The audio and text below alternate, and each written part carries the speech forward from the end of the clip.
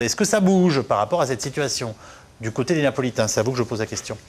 Oui, ça bouge, mais c'est pas souvent là où les projecteurs sont posés.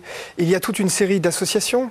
Il y a des médecins qui se mobilisent pour démontrer que le taux de cancer et de tumeur est plus élevé dans certains endroits et que c'est directement lié à ce qu'on appelle les écomafias, donc toutes ces activités criminelles qui portent atteinte à l'écologie et qui sont en territoire de mafia, aux mains de la mafia. Donc il existe des corps sains, des anticorps dans la société napolitaine.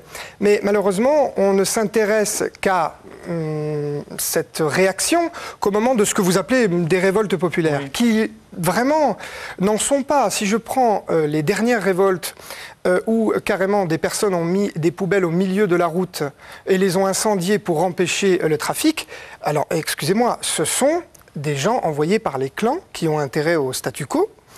Il en est de même pour des camps roms qui ont été incendiés dans le quartier de Ponticelli, dans la banlieue orientale de Naples.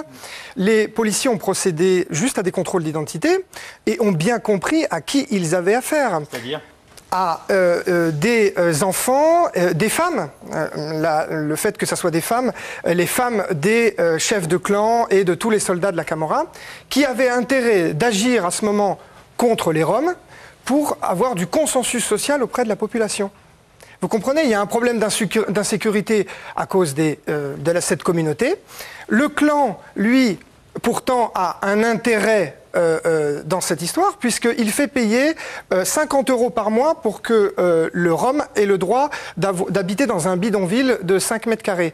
Mais le jour où le clan a décidé qu'il avait besoin d'agir pour se montrer dans la personne qui a du pouvoir dans la population, il brûle les camps roms.